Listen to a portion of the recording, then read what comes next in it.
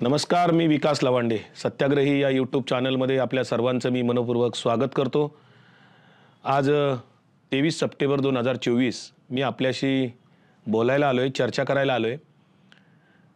आगामी निवडणुका आता आपल्या डोळ्यासमोर आहेत. नुकताच गणेशोत्सव झाला, आता नवरात्र उत्सव येईल. काल परवा पैगंबर जयंती साजरी झाली. असे वेगवेगळे सण उत्सव एका बाजूला सुरू असताना दुसऱ्या बाजूला राज्यामध्ये आंदोलनांचं तीव्रता खूप वाढलेली आहे. त्या जातीय आरक्षणाच्या अनुषंगाने मग त्याच्यामध्ये पंढरपूरला सुरू असलेलं धनगरांचं आरक्षण, ज्यांनी STमध्ये आरक्षण मिळावं याची मागणी लावून धरलेली आहे. दुसऱ्या बाजूला अंतरवाली सराटीला आधी सुरू असलेलं मनोज जरांगे पाटलांचं उपोषण आणि त्याच्याचबरोबर त्याच ठिकाणी OBCच्या काही संघटना आणि व्यक्तींनी सुरू केलेलं प्रति आंदोलन, अशा 2 उपोषण 3 प्रकारची उपोषणं आंदोलनं सुरू आहेत. आणि दुसऱ्या बाजूला महाराष्ट्राच्या निवडणुकांचा त्या ठिकाणी आता रणधुमाळी सुरू होण्याच्या बेतात आहे. याच कालावधीमध्ये आता महाविकास आघाडी असेल, महायुती असेल, बाकीचे काही पक्ष असतील, आता सगळेजण उमेदवारांची चाचपणी करतायत. महाविकास आघाडीच्या जागा, महायुतीच्या जागा, कोणत्या जागा कोणाला द्यायच्या त्याचं जागा वाटपांचं सूत्र या आठवड्यामध्ये ठरेल अशी अपेक्षा आहे. त्यांच्या बैठका मॅरेथॉन स्वरूपाने सुरू आहेत आणि मग अंतिम स्वरूप साधारण पुढच्या आठवड्याभरामध्ये दसऱ्यापर्यंत अंतिम स्वरूप सर्वच पक्षांचं त्या ठिकाणी येईल अशी अपेक्षा आहे आणि तशी परिस्थिती पण आहे.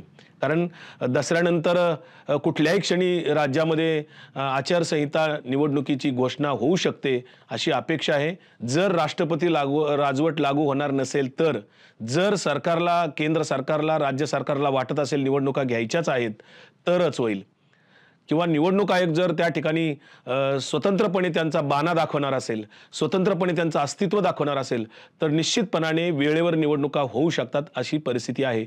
पण जर निवडणूक आयोग केंद्र सरकारच्या हातातलं बाहुलं बनून राहणार असेल तर कदाचित त्यांना सोयीचं वाटत नसेल. कारण वेगवेगळे सर्वे येत आहेत, जे सर्वे येत आहेत ते महायुतीच्या विरोधातले येत आहेत. महायुतीला वेगवेगळ्या जागावर फटका बसणार आहे. विशेषतः भारतीय जनता पार्टीला खूप कमी जागा सर्वेमध्ये दाखवल्या जात आहेत. आणि मग अशा परिस्थितीमध्ये जर महायुतीला, राज्य सरकारला जर वाटत असेल की आपल्याला निवडणुका आत्ताचा काळ सोयीचा नाहीये, तर कदाचित ते निवडणुका लांबणीवर टाकण्याची सुद्धा शक्यता नाकारता येत नाही. आणि तसं बऱ्याच जणांनी भीती व्यक्त सुद्धा केलेली आहे. आत्ता 2 दिवसापूर्वी साधारण 19-20 तारखेला पुण्यामध्ये प्रहार संघटनेचे आमदार बच्चू कडू, त्याचबरोबर स्वाभिमानी शेतकरी संघटनेचे माजी खासदार राजू शेट्टी आणि स्वराज्य संघटना ज्यांनी निर्माण केलेली असे राजे संभाजी छत्रपती कोल्हापूरचे, यांनी तिघांनी मिळून एक परिवर्तन आघाडी त्या ठिकाणी घोषणा केलेली आहे. त्याला त्यांनी नाव दिले परिवर्तन महाशक्ती. म्हणजे तिसरी आघाडी म्हणायच्या ऐवजी परिवर्तन महाशक्ती असं त्यांनी नाव दिलं आणि घोषणा केली की राज्यातल्या आम्ही 288 जागा लढवणार आहोत.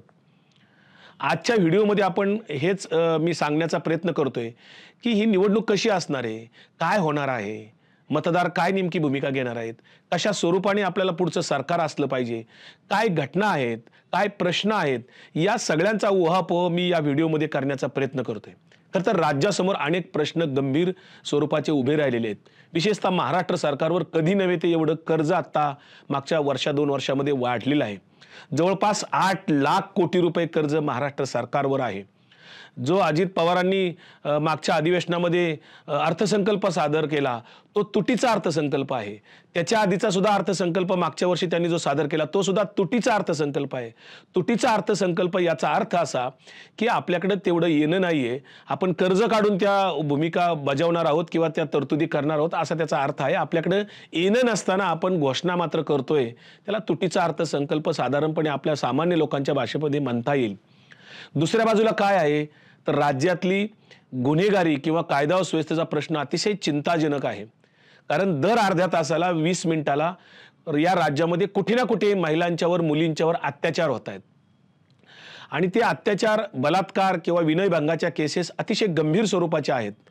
म्हणजे एक घटना बदलापूरची मीडियामध्ये किंवा आंदोलनामुळे चर्चेत असते, परंतु त्याच वेळेस दुसऱ्या 10 घटना त्या दिवशी घडलेल्या असतात, रोज घडतायत.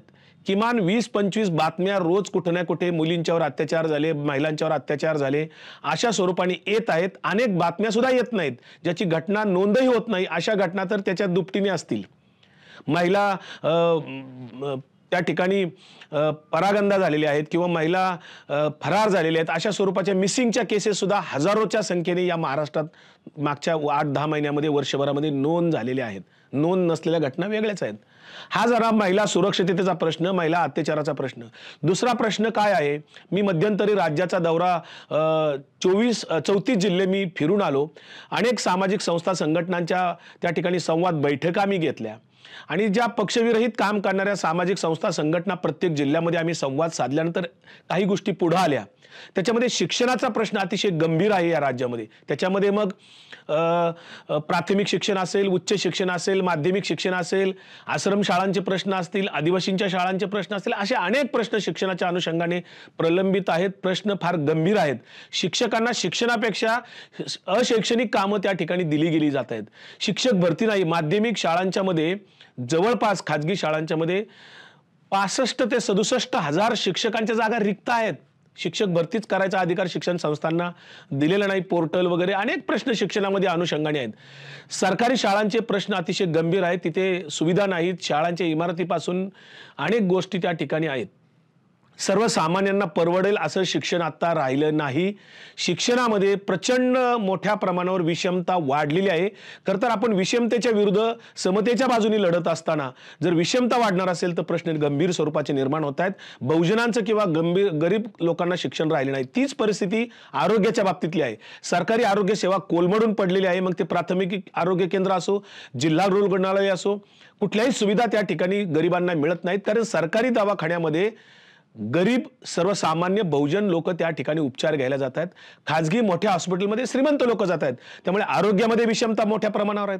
तीच आर्थिक स्वरूपाची विषमता आहे. म्हणजे शैक्षणिक विषमता, आरोग्याची विषमता, आर्थिक विषमता. मी याच्यासाठी म्हणतोय की जर केंद्र सरकार म्हणते आम्ही 80 कोटी लोकांना धान्य देतोय, याचाच अर्थ 80 कोटी लोक या देशात गरीब आहेत. गरिबांची संख्या आणि श्रीमंतांची संख्या मोठी तफावत आहे. मुठभर श्रीमंत लोक त्या ठिकाणी आपले प्रश्न वेगळ्या स्वरूपाने मांडतात. गरिबांचे प्रश्न वेगळे आहेत. आजच 23 सप्टेंबर मी सांगतोय, मुंबईमध्ये वेगवेगळ्या भटक्या जमातीच्या किंवा आदिवासींच्या संघटना महाराष्ट्रभरातल्या एकवटल्यात. सर्वांनी एक संघर्ष समिती तयार केली आणि मुंबईच्या दिशेने त्या ठिकाणी मंत्रालयावर मोर्चा त्यांनी मोठा काढलाय. हजारो त्या ठिकाणी भटक्या विमुक्त संघटना संस्थांचे कार्यकर्ते आणि सामान्य लोक त्या ठिकाणी आलेत. हे प्रश्न वेगवेगळ्या स्वरूपाचे इकडे असताना आरक्षणाचे प्रश्न सरकारपुरुष त्या ठिकाणी गंभीर स्वरूपाचे. मराठा आरक्षणाच्या निमित्ताने ओबीसींना सरकार त्या ठिकाणी चिथावणी देत आहे. मराठ्यांना त्या ठिकाणी खोटी आश्वासनं मागच्या वर्षभरामध्ये मनोज जरांगे पाटलांना दिल्यामुळे 6वं उपोषण मनोज जरांगे पाटलांचे तिकडे आहे. ओबीसी अस्वस्थ आहेत, तिकडे धनगर समाज अस्वस्थ आहे. हे सगळे प्रश्न असताना दुसऱ्या बाजूला मात्र आपण निवडून कोणाला द्यायचा हा प्रश्न मतदारांच्या पुढे उभा असलेला पाहिजे, असलाच पाहिजे. सचक विवेक बुद्धीने आम्ही मतदान करणार की नाही, संविधान मानणाऱ्या लोकांच्या बाजूने, समतेच्या बाजूने मतदान करणार की संविधानाला विरोध करणाऱ्या, संविधान पायदळी तोडवणाऱ्यांच्या बाजूने मतदान करणार, हा तुमच्या आमच्या पुढे प्रश्न असला पाहिजे.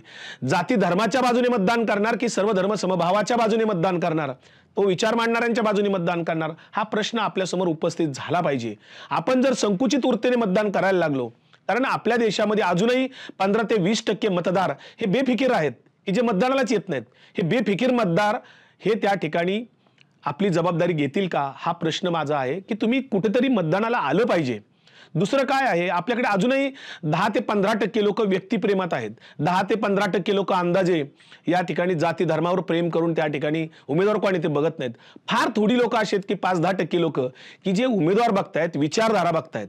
विचारधारा कोणती, तर आपल्या भारतीय संविधानाला मानणारे लोक, संविधानाच्या पूरक काम करणारे लोक, लोकशाहीच्या बाजूने पूरक काम करणारे लोक, सर्व धर्म समभावाचा विचार मांडणारे, त्या पद्धतीने भूमिका मांडणारे लोक इकडे मतदान करणार की याच्या विरोधात भूमिका मांडणारे लोक, म्हणजे धर्मांध विचाराचे, जात्यांध विचाराचे, विषमतावादी विचाराचे, स्वार्थी विचाराचे, आत्मकेंद्री विचाराचे लोक, असे जर लोक उमेदवार असतील तर आपल्या पुढे आता या निवडणुकीच्या अनुषंगाने आता मला दिसतंय, मी तिसऱ्या आघाडीचा जो उल्लेख केला की परिवर्तन महायुती जी उभी केली बच्चू कडून आहे, म्हणजे बच्चू कडू, राजू शेट्टी यांना मी अनेक वर्ष ओळखतो. यांचं कायम राजकीय दृष्ट्या हे गोंधळलेले आहेत की काय, असा प्रश्न निर्माण होतोय. तीच परिस्थिती प्रकाश आंबेडकरांची आहे. म्हणजे योग्य वेळी अतिशय राजकीय चुकीची भूमिका कशी घ्यावी हे प्रकाश आंबेडकर वारंवार मागच्या 10 वर्षात 15 वर्षात दाखवून देत आहेत. म्हणजे इकडे संविधानाच्या बाजूने भूमिका मांडायची, RSSच्या विरोधात भूमिका मांडायची, मात्र त्यांनाच फायदा कसा होईल या पद्धतीने निवडणुकीत भूमिका घ्यायची, हे मागच्या 15 वर्षामध्ये सातत्याने आपल्याला 2014 पासून प्रकाश आंबेडकर आपल्या पद्धतीने दाखवून देत आहेत. त्यामुळे ही निवडणूक जी विधानसभेची होणार आहे कदाचित पंचरंगी होईल, काही ठिकाणी सहारंगी निवडणूक होईल. म्हणजे महाविकास आघाडीचे एक उमेदवार असतील, महायुतीचे दुसरे उमेदवार असतील, वंचित बहुजन आघाडी तर परवा 11 उमेदवार जाहीरही करून टाकलेत जातीच्या उल्लेखासह. म्हणजे उमेदवाराची जात ते डिक्लेअरच करतात. त्या प्रकाश आंबेडकरांचा याच्यामध्ये काय हेतू असतो मला कळत नाही. अजून डॉक्टर बाबासाहेब आंबेडकर आपले जातीअंत शिवशाहू फुले आंबेडकर सांगतात, ते जातीअंताचा विचार विसरलात का तुम्ही? आणि जाती ठळकपणाने पुणे मांडायच्या पुढे हे का करताय उमेदवारांच्या पुढे? कारण उमेदवार जो उभा राहतो तो सर्व जाती धर्माचं प्रतिनिधित्व करायसाठी त्या ठिकाणी उमेदवार असतो. तो त्याच्या जातीचं प्रतिनिधित्व करायला उभा राहू शकत नाही, कारण त्याच्या मतदारसंघामध्ये सगळ्या जाती धर्माचे लोक त्याला मतदान करणार असतात. तो निवडून आल्यानंतर त्या सगळ्या जाती धर्माचं तो प्रतिनिधित्व त्या ठिकाणी विधिमंडळात किंवा लोकसभेत करणार असतो. तिथे तुम्ही त्याची जात दाखवता, म्हणजे त्याच्या जातीपुरता तो प्रतिनिधी असणार आहे का? अलीकडे फॅशनच पडली आमच्या समाजाला प्रतिनिधित्व. समाजाला म्हणजे समाज याची व्याख्या सुद्धा बदलली. समाज म्हणजे आता जात अशा अर्थाने समाजाचा उल्लेख केला जातो. खरं तर समाज म्हणजे अखिल समाज, सर्व लोक मिळून ज्याला गर्दी असते त्याला समाज म्हणतो आपण. पण आता अलीकडे जातीलाच समाज म्हणण्याची प्रथा पडली आणि आमच्या समाजाला प्रतिनिधित्व मिळावं. खरं तर अजून सिद्ध झालं नाही की जातीचा नेता जातीचं भलं करतो, असं अद्यापपर्यंत सिद्ध झालेलं नाही. जे जे चांगले निर्णय, सकारात्मक निर्णय गेल्या 60-70 वर्षात या देशात झाले ते त्या जातीसाठी त्या लोकांनी घेतलेले नाहीये, तर इतर जातीचे लोक त्याच्यामध्ये निर्णय करत होते.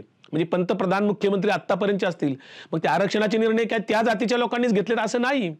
जातीचा नेता जातीचं भलं करत असतो. तर रामदास आठवले केंद्रामध्ये 10 वर्ष सामाजिक न्याय खात्याचे मंत्री आहेत. एखादी तरी सामाजिक न्याय खात्याची योजना ते सांगू शकतात का की ज्याच्यामध्ये सामाजिक न्यायाच्या अनुषंगाने त्यांनी काही भूमिका घेतली, धोरणं आखली आणि त्याच्यामध्ये त्या समाजाचं काहीतरी भलं झालं, त्यांच्या जीवनमानात काहीतरी फरक पडला, असा निर्णय कुठलाही दाखवत येत नाही. त्यामुळं इथे आता पंचरंग निवडणूक होण्याचा धोका आहे, काही बंडखोऱ्या होण्याचा धोका आहे. महाविकास आघाडी, महायुती, वंचित आघाडी आणि आता ही परिवर्तन महायुती, हे कोण कोणाची मतं खाणार आहेत, कोण कोणाच्या सुपाऱ्या घेणार आहेत, MIM वगैरे आहेत.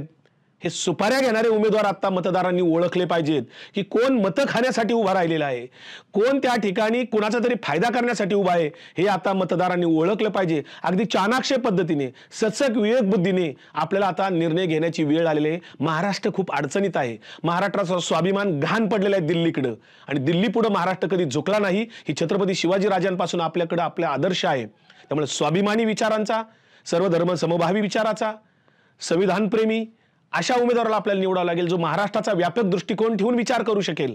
संकुचित वृत्तीच्या लोकांना आपण त्या ठिकाणी बाजूला ठेवलं पाहिजे. धर्मांध जात्यांध विचाराच्या, भ्रष्ट विचाराच्या लोकांना आपण बाजूला ठेवलं पाहिजे. भ्रष्टाचारी लोकांना आपण बाजूला ठेवलं पाहिजे. हे आपण लक्षात ठेवून मतदारांनी आता भूमिकाच घेण्याची वेळ आली. निवडणुका आता जर मतदारांनी हातात घेतल्या तर योग्य पद्धतीने निकाल लागू शकतात, योग्य उमेदवार त्या ठिकाणी निवडून जाऊ शकतात. पंचरंगी निवडणुकीच्या माध्यमातून आपल्यासमोर अनेक पर्याय उभे होत आहेत, पण मतं खाणारे उमेदवार आपण ओळखून त्यांना खड्यासारखं बाजूला काढलं पाहिजे. हे एवढंच निमित्ताने मला सांगायचंय. मी या ठिकाणी आज जे काही मत मांडले हे आपल्याला जर पटलं असेल तर कृपया आपलं मत व्हिडिओच्या खाली कॉमेंट बॉक्समध्ये आपण व्यक्त करावं. आपली भूमिका मला कळावी ही अपेक्षा त्याच्या मागची आहे.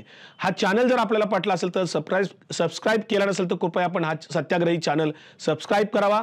शेजारचं बेल आयकॉनचं बटन दाबून नवनवीन व्हिडिओ ऐकण्यासाठी आपण सहकार्य करावं. आवडला असेल हा व्हिडिओ तर प्रत्येक मतदारापर्यंत, प्रत्येक पक्षापर्यंत, राजकीय लोकांच्यापर्यंत हा व्हिडिओ पोहोचवण्यासाठी माझं आपण सहकार्य करावं एवढी विनंती करतो आणि थांबतो.